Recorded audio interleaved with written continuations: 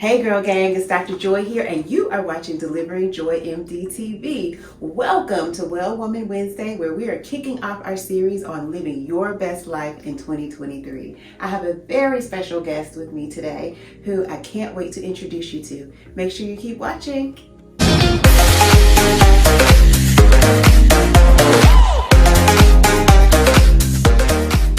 We're back, and I am so pleased to introduce you to Susan Marshall. Not only is she a counselor, but she's also an expert on meditation, and I'm so excited to have her with us today for us to talk about the most important thing for you living your best life, which is getting your mind right, y'all.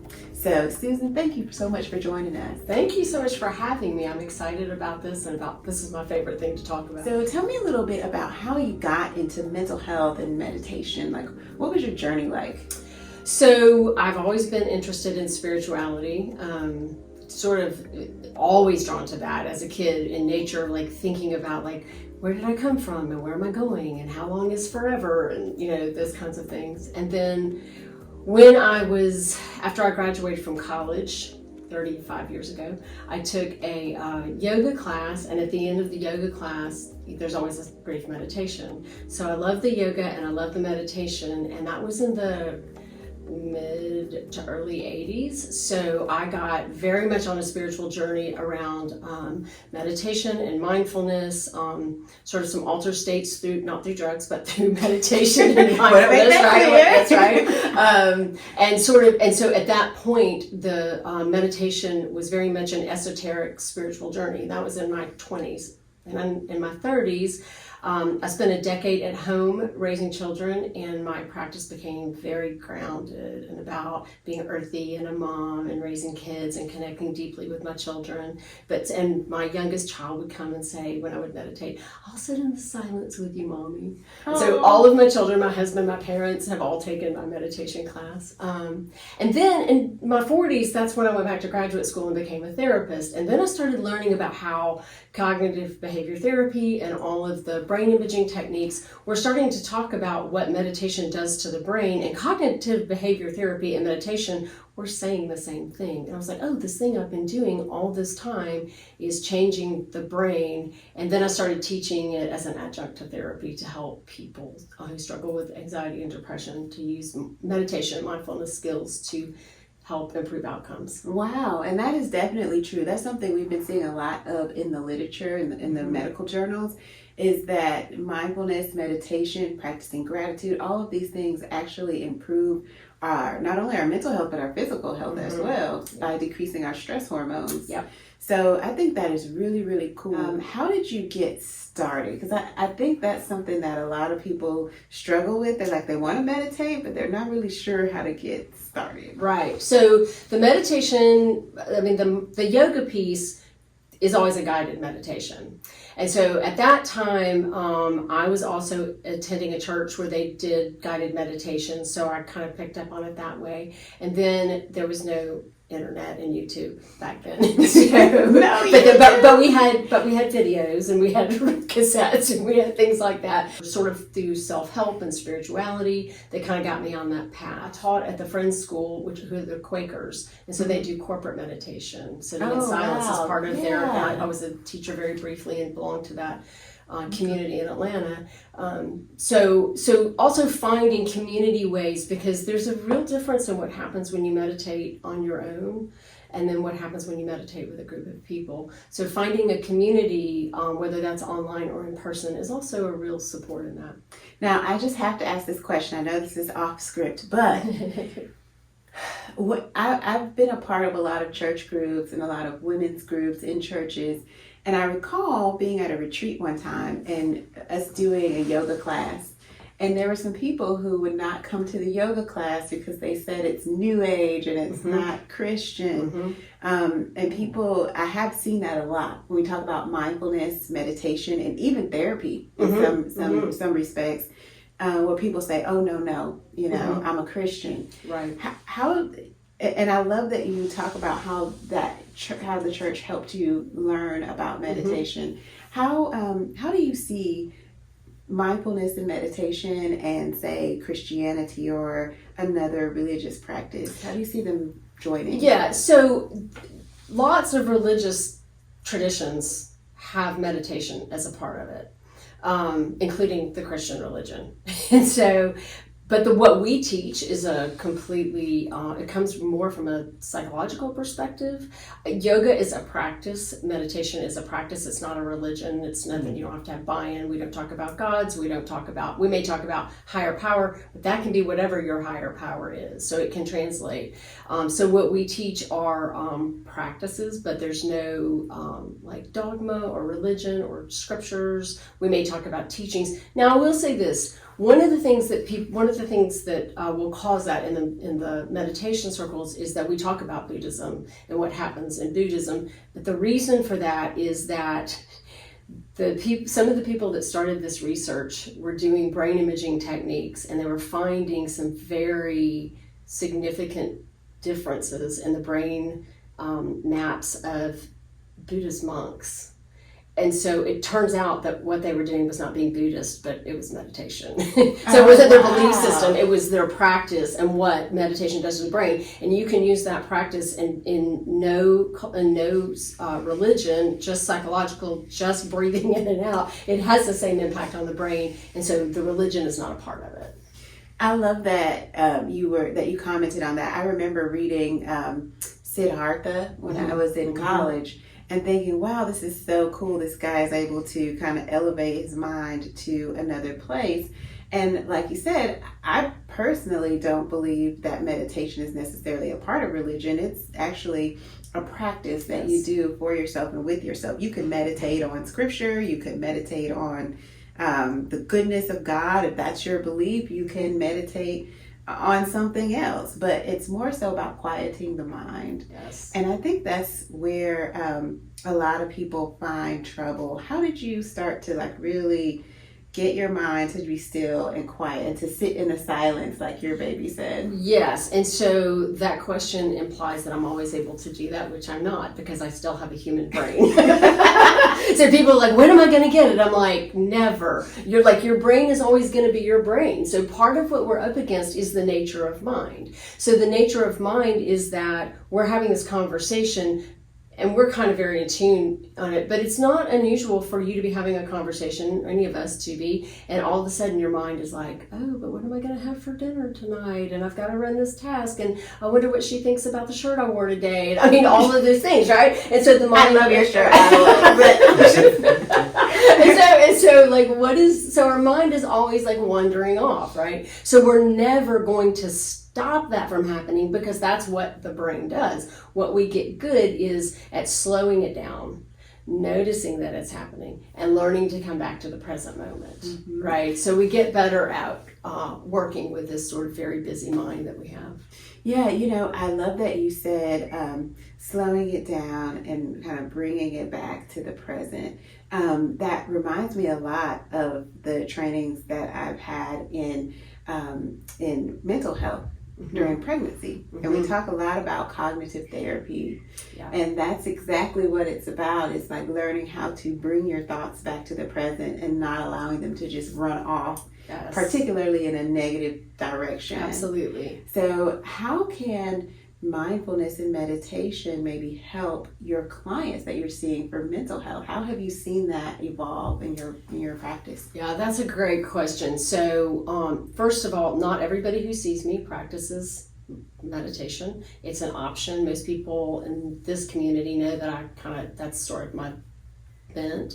But my clients who do practice mindfulness and meditation get better at a very different level, because one of the things that mindfulness practices do is they increase what we call metacognition. So that is like, we're sitting here and like, I might get activated, I might get nervous about something. Well, once I do, then I might start sort of doubting myself and having the secondary conversation while I'm trying to do this. What metacognition teaches me to do is, instead of getting like, oh no, things are happening, go, oh, look, I can see that I'm getting agitated. It's the part of the brain that looks in and sees what the rest of the brain is doing. And when we can relate to that, then we can intervene on that negative conversation. Are there any quick tips that you would have for someone who's just trying to figure this out for the first time? Yeah, absolutely. So first of all, let me back up and say that I have several clients. Someone recently told me like they've come off some blood pressure medication, right? Oh, My wow. clients often are able to decrease their anxiety medication. I have a client who gave me permission, or has always given me permission. They're like, tell the story, please tell the story about having this lifelong struggle with really debilitating depression, and knew that I specialized in meditation, but kind of was like, I'm not sure. Weird. That's not really about for me. that. It would kind of tease me. So finally they said, please just recommend a book. So I did. And then they took a 4-week class. And then a year later, we taught an 8-week class. And about 6 months or so after that, they came in and said, I had an incident where that I thought was going to go well in my life, and it turned out going really badly. And they said, I just started thinking all the negative thoughts, like, who am I kidding? I'm going to fail, those kinds of things. And they said, for the first time in my life, I just saw it as like the old tapes just playing. They were not a truth that would drag me down, that I started to believe, and that would have put me in bed with depression for 3 months. Because I was able to look in and see that spiral is starting and those stories aren't true. Right? And they were able to shake it off and move on, And so recognizing that when people say, I can't meditate, you can't do anything at the beginning of learning it. Right. That's the whole point of learning practice, it. That's exactly it, right? Knowing that when people say, I can't stop the thoughts, meditation is not stopping the thoughts. The thoughts are going to roll through. It's a matter of, are you going to sit there and think them, or are you going to learn to sit back and go, oh, there's a thought. I'll come back to my breath. Oh, there's a thought. Thoughts are going to roll through. It's just that we are learning to create some distance and just see them pass by rather than get caught up in them. But that is only something you learn by doing it. The brain actually changes in ways that allow you to do it, but only through practice. Yeah, that is so true. I am taking yoga classes at the Center for Mindful Exploration, and I love them. And that's really what kind of got me interested in this topic. I've done, guided meditations on apps and things like that, but it's something about being completely still and quiet and focusing on your breath that has just helped me so much. Like, and my thoughts definitely wander. Like, I'll be like, oh, I think I gotta do this tomorrow, or I wonder if I forgot to call that person back, or whatever. But just kind of coming back to what's important right now. It's rest, it's quiet, it's peace. Yeah. So I think those are huge things. And the more you do it, I've found the more I've done it over the past 6 months, the better I've gotten at just kind of being still and quiet and breathing. I was so excited to see that at the Center for Mindful Exploration, there are community meditations classes that you teach. Yes. How did you get involved with the center, and how did that come to life? How did you birth that? Right. So I had been a therapist for a year, and it was becoming very obvious that I needed to teach meditation to my clients because it has done so much for me, for helping me to learn to regulate, to center, to ground. And my brain has changed as a result, and I knew that it would help my clients. But when you come to therapy, you want to talk about your stuff, right? You don't want your therapist to talk about meditation, right? So I started teaching it. I taught it 1 year. I taught twice. I taught 2 or 3 times that year. And then the next year when I taught the class, people started saying, will you do an ongoing meditation? So I started,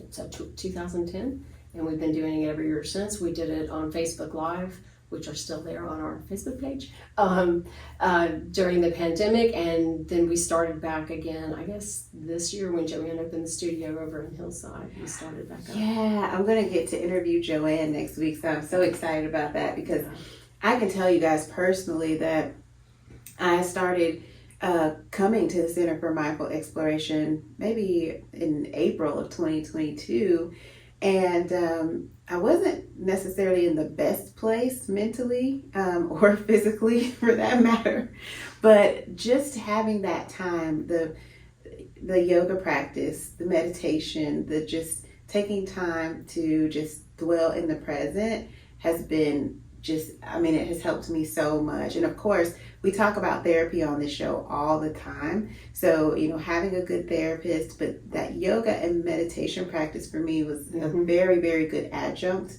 that I felt helped me to kind of I don't know, skyrocket out of that dark place that I had gotten into. And that was really just because I wasn't taking very good care of myself. I had some life issues that were going on. And so, finding that practice and finding yoga and thinking about mindfulness and meditation really helped me kind of elevate. So I hope that you guys will start to think about a journey and come out to community meditation. When is it? Is the first? It is the first Wednesday Okay. of every month, and so each month we do a different kind of meditation. So we just had this month we had a guided meditation. Next month we'll do a listening meditation, which is usually Nick Mayfield playing the djembe.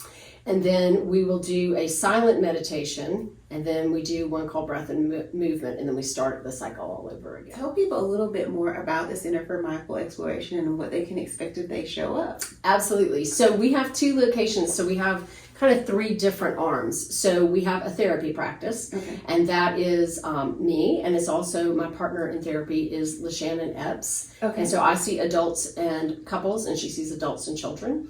And then we also have the yoga studio. So that's Joanne Rogers owns the studio. Christina was with us before the pandemic, and then she went away for a little while, and she is back, started back with us this week. So that's we now awesome. we're now they're offering classes over there every day but Sunday now.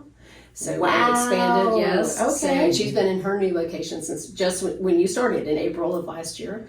And so then Joanne, so I was a therapist and Joanne was a meditation instructor, and we were introduced to each other by a friend. And so I said to her, how would you like to do a workshop with me? And so we started doing workshops together, and now we teach workshops, and we do a fall and spring silent retreat. And we offer workshops and classes, and the yoga studio and the therapy practice, and they all work together to support all kinds of areas of wellness. That is amazing. Yeah. I think that's so. I'm sitting here listening to you talk about this, and I'm thinking about my moms who are really having a hard time with depression, anxiety, postpartum depression, which can sometimes present as anxiety. And I'm thinking to myself, man, we need a meditation group Yes. and a yoga group to kind of get movement and breath work and meditation. But I want to back up a little bit because we hear this term mindfulness all the time. What does that term mean, I guess, academically? And then what does it mean to you? Like really? Yeah. Okay, so when we think about meditation, think about training. Like that's like I gotta go to the gym and I gotta work out, or I've gotta get ready for this race, right? So that's the training. That's what actually creates changes in the brain that help you be less reactive, that help you slow down and create some space and some distance so you can see things better. It shifts you from your fight or flight to your rest and digest. So that creates the brain, just like if you were working out, you would need to increase strength and flexibility and heart rate and all those things so you could go run your race, right? So that's what meditation does. Mindfulness is, John Kabat-Zinn talks about it as paying attention in a very particular way with curiosity and non-judgment and with some compassion. Right, so stepping back, we always like to say like a scientist, like rather than being right in the middle of what's happening in your mind, sort of being able to step back and look in and just observe it without feeling like we have to change it or we're bad because of what we see. You talk about moms always feel like they're failing. Everybody, right? Yeah. And so there's always this constant message going on, I'm failing. Everybody else is doing better. I'm ruining my children. All of these things, right? And so when we can slow it down and look in and see that that's happening, right, then we can go, oh, that's just a story I'm telling myself, right? How can I back up on that? So having these abilities to, and also communities. And this is something that's really important to Joanne. I have less ability to do it in therapy because of HIPAA. Right. But at the studio, this ability to create community and in the classes to say, oh, I'm not the only one feeling this. This is something that's universal, right? This is not my identity. This is just human experience. And I have found that really works a lot with moms because when they're in community with each other and they have an opportunity to sit together and to get to know each other, they often find that the thoughts they were thinking and the stories they were telling themselves are simply not true. and that they're looking at their neighbor, maybe who's coming into the office for her appointment on the same day, and they're like, oh, she looks all well put together. Her baby carriage is perfect, and I've got diapers hanging out of my bag, and I forgot the diaper altogether, and I just can't get it together. So they have these ideas about what everybody else is doing, and that's why comparison is such a dangerous thing. Yes. Because we all have shortcomings, we all have faults, we all have needs that are unique to ourselves, and I think that we have to have that compassion and say, hey, I'm not really happy with what's happening right now, but I understand it, I can see it, and then to me, once you have clarity of mind, you can change anything. Yes, clarity of mind and some compassion that says, yes, I'm really struggling right now. And I don't have to beat myself up for it. I can be like, oh, I can see that this is hard. I'm not failing. This is just hard. Right, and it's hard for everybody. Right, exactly. Right? We all make New Year's resolutions, right? Like, oh yeah, I'm going to get up at 5:30. I'm going to meditate. I'm going to, pray or study or whatever. And then I'm going to go to the gym, and then I'm going to go to work. And I'm going to look great, and I'm going to be efficient, and I'm going to be organized. Right, exactly. But studies show that the vast majority of people, about 80%, only keep their New Year's resolutions for 30 days on average. So that means some people are falling off the wagon before February even, right? I am one of those people. Yes. So I said, I'm not going to make resolutions. I'm going to just make some plans for how I want this to go. We can all make big changes very quickly, but not sustainably. Right. So you take a little nibble, you meditate for 5 minutes. If that's all you can find, the more you meditate, the better, right? But the more practice, the better, right?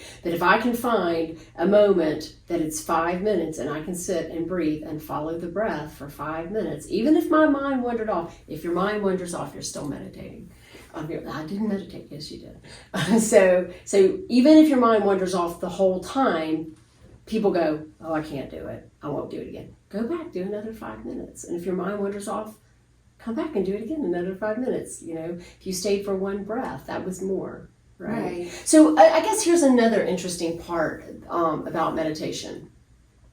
When you sit down to meditate and you start going breathing in, breathing out, breathing in, breathing out, breathing in, breathing out, eventually your mind is going to wander off. That is the nature of mind. The other nature of mind is that there's something in your unconscious that monitors that you had set an intention. I was going to meditate. That part will kick in eventually and go, you were going to meditate. And then you just go back to the breath. Well, when that part happens, that's the part that's training your brain to see that when you're not meditating. Right? I'm driving down the road and I've been lost in thought. Well, we're training the brain to say, hey, you've been lost in thought. Come back to the road. Right? Or I'm having a conversation. Oh, I've been lost in thought. Let me come back to that. So when we wander off, but then we recognize it, that's part of the brain training that meditation does. So that's going to happen. Yeah, I've definitely seen that. Like I'll be thinking about something for work the next day and I'm like, whoa, I'm supposed to be meditating. Let's come back. Absolutely. And so I think that's really important. Now, I have a special ask. I don't know if you could do this, but we've got about 3 minutes left. Can you just help us and at home and here just kind of go through a brief guided meditation? Sure. Let's do this. So what we do is we get comfortable and we close our eyes, and this is a very simple practice. We're going to breathe in and out.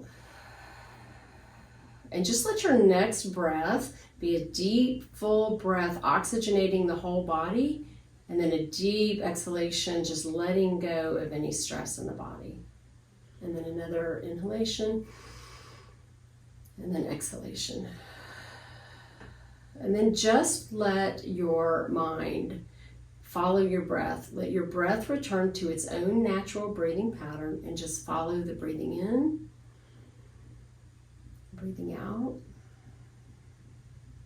and breathing in, and breathing out. And so what you're going to want to do is just stay with the breath, following the inhalation and the exhalation. Bringing the thoughts from wandering around back to the breath.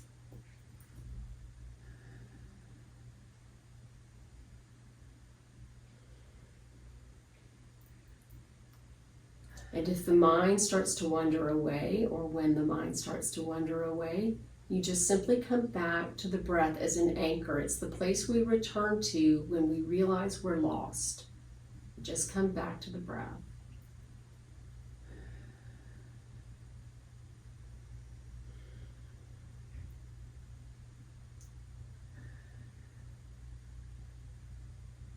And you might begin to notice any sensations in your body.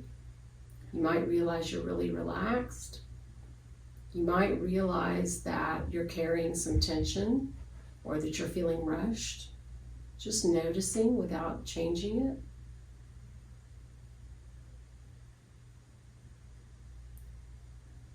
And sometimes when you find these things, it causes the mind to wander off about why your body's like that. Just come back to the breath and back to noticing.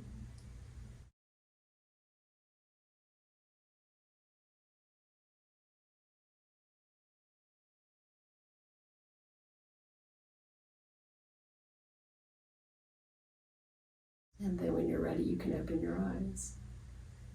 So that was a very brief meditation, but it sort of gives you the sense that there is a place where we're trying to rest the mind. So yoga means to yoke, right? So the body is in one place and the mind is wandering off about the past or the future or something we've got to do. And so yoga and meditation are bringing that mind and that body together, right? So we can just be here in this moment, which is usually pretty okay. When we have really high stress hormone, we're in that fight, flight, or Freeze. Okay. So, and when that cortisol level is high, we often enter the fright, flight, or fight stance. So we're only poised to do something that has to do with responding to our fear.